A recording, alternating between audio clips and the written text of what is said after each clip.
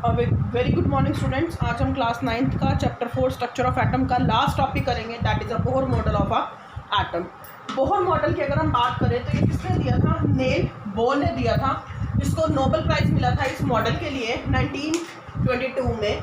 अगर हम रदरफोर्ड की बात करें तो रदरफोर्ड क्या कह रहा था कि अगर कोई भी एटम के सेंटर में न्यूक्लियस है और उसके बाहर जो इलेक्ट्रॉन रिवॉल्व कर रहे हैं उनके ऊपर नेगेटिवली चार्ज होता है और न्यूक्लियस के ऊपर पॉजिटिव चार्ज होता है, तो इलेक्ट्रॉन रिवॉल्व करते करते न्यूक्लियस के अराउंड उनमें पॉजिटिव चार्ज ऑफ अट्रैक्शन आ जाएगा, जिसकी वजह से इलेक्ट्रॉन न्यूक्लियस के ऊपर कोलैप्स हो जाएगा, न्यूक्लियस के ऊपर गिर जाएगा। तो ये एक अनस्टेबल मॉडल था एटम का, बट जो बोहर मॉडल था उसने ये वाले कॉन्सेप्ट को करेक्ट करके कुछ पॉइंट दिए अपने पोस्टुलेट्स की फॉर्म में। बोहर मॉडल ने क्या कहा कि जो इलेक्ट्रॉन है वो न्यूक्लियस के अराउंड रिवॉल्व करते हैं एक सर्कुलर पाथ में, जिसको हम क्या बोलते हैं? ऑर्बिट या फिर न्यूक्लियस। देखो, अगर हम एक एटम के स्ट्रक्चर की बात करें तो उसके सेंटर में क्या रहता है? न्यूक्लियस में आपको पता है प्रोटॉन और न्यूट्रॉन रहता है, जिस पर क्या होता है? Positive charge. और इलेक्ट्रॉन उसके बाहर एक सर्कुलर पाथ में मूव करते हैं, जिसको हम क्या बोल देते हैं बेटा? ऑर्बिट या फिर एनर्जी लेवल। और जो ये ऑर्बिट है जो न्यूक्लियस के सबसे पास है उसको हम के शेल, फिर एल, फिर एम, फिर एन बोल देते हैं। अगर हमने किसी भी एक पर्टिकुलर शेल में नंबर ऑफ इलेक्ट्रॉन कैलकुलेट करने हैं तो उसका फॉर्मूला क्या होता है? 2n²।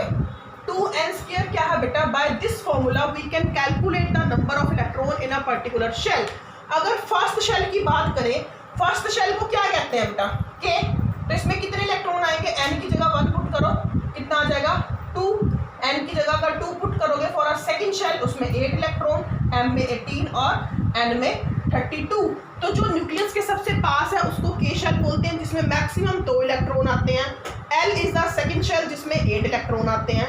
m is the third shell जिसमें 18 इलेक्ट्रॉन आते हैं and n is the fourth shell जिसमें 32 इलेक्ट्रॉन आते हैं। अब उसने क्या कहा था बोर ने कि जो ये इलेक्ट्रॉन न्यूक्लियस के अराउंड एक सर्कुलर पाथ में मूव कर रहे होते हैं, इनकी अपनी एक फिक्स्ड अमाउंट ऑफ एनर्जी होती है। तो ये ना तो एनर्जी को अमिट करते हैं ना ये एनर्जी को एब्जॉर्ब करते हैं। उन्होंने क्या कहा? Second point, while revolving in a discrete orbit the electron do not radiate energy.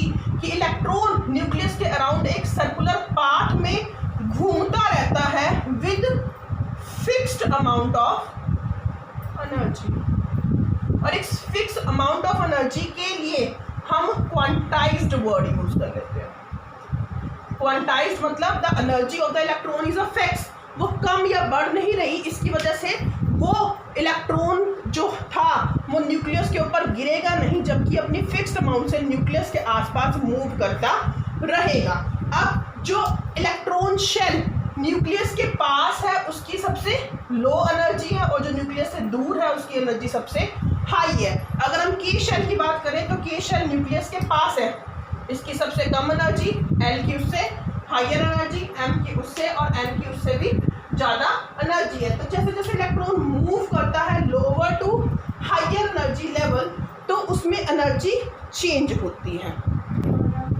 देखो कैसे बेटा हम बता सकते हैं इसका स्ट्रक्चर। जैसे हमारे पास सेंटर में न्यूक्लियस है, न्यूक्लियस के बाहर शेल है, मैक्सिमम 4 शेल बनाते हैं। फर्स्ट शेल को हम क्या बोल देते हैं? के, एल, एम, एन। के में मैक्सिमम कितने इलेक्ट्रॉन आते हैं बेटा? 2, एल में 8, एम में 18, एन में 32। This is a nucleus. Nucleus में क्या होता है? प्रोटॉन और न्यूट्रॉन। तो ओवरऑल चार्ज न्यूक्लियस में क्या होता है? पॉजिटिव। जो ये शेल्स हैं इनको हम क्या बोलते हैं? ऑर्बिट। ये सारे क्या है बेटा? ऑर्बिट, या फिर हम इनको क्या बोलते हैं? Energy shell. अब जो न्यूक्लियस के पास है उसकी सबसे लो एनर्जी और जो सबसे बाहर है उसकी एनर्जी क्या है? High energy. अब देखो, जब अगर इलेक्ट्रॉन, मैं एक नया कंसेप्ट बता रही हूँ, अगर इलेक्ट्रॉन न्यूक्लियस के पास है तो हम क्या देते हैं कि यहाँ पर इसकी एनर्जी E1 है, जिसको हम क्या बोल देते हैं बेटा? Ground state.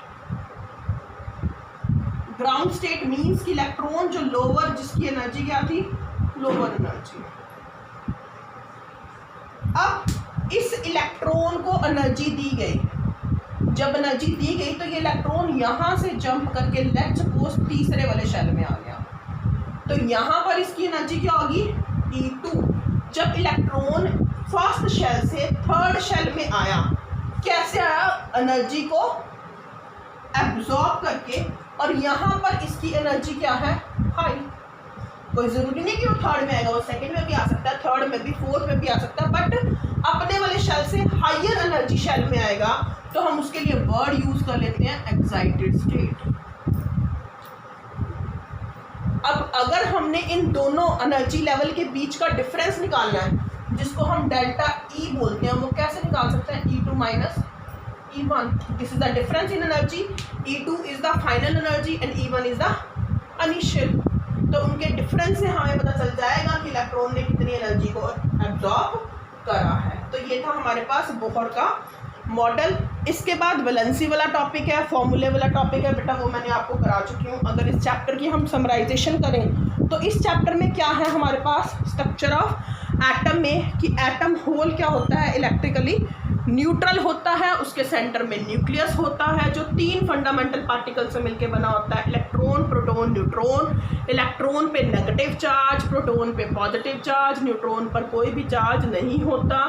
इलेक्ट्रॉन और प्रोटॉन न्यूक्लियस में रहते हैं, इलेक्ट्रॉन न्यूक्लियस के बाहर एक particular energy level, energy shell में मूव करता है, जिसको हम ऑर्बिट बोल देते हैं, और जो सबसे बाहर वाला शेल होता है उसको हम वैलेंस शेल बोलते हैं, जिसके अंदर वैलेंस इलेक्ट्रॉन होते हैं। सबसे पहला जो मॉडल था एटम का वो जे थॉमसन ने दिया था, जिसने अपने मॉडल को वाटरमेलन और पुडिंग मॉडल से कंपैरिजन करा था।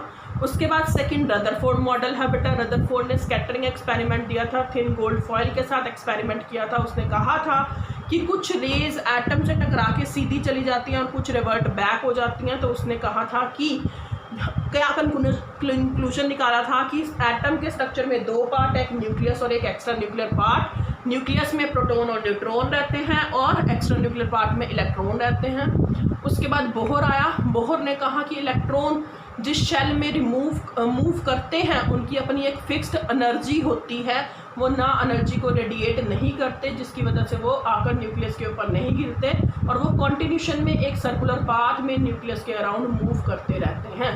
इसके बाद वैलेंसी है। वैलेंसी मैंने आपको बता दिया था बेटा, it is a combining capacity of an element 1 to 20 elements के आपको एटॉमिक नंबर, मास नंबर, उनकी वैलेंसी, उनका चार्ज, कैसे फॉर्मूले बनाते हैं, कैसे वैलेंसी कंबाइनिंग कैपेसिटी है एलिमेंट की, वो सारा आपको बता चुके हैं। इसके बाद अगर कोई भी आपको डाउट होगा तो आप पूछ सकते हो। इसी के साथ साथ आपका ये वाला चैप्टर बेटा फिनिश है।